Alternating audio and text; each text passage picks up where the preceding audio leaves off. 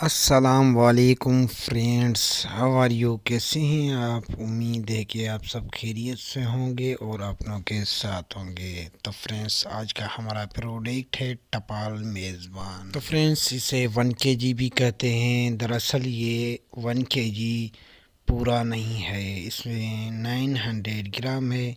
100 ग्राम खाली आधा पाव इसमें कम है।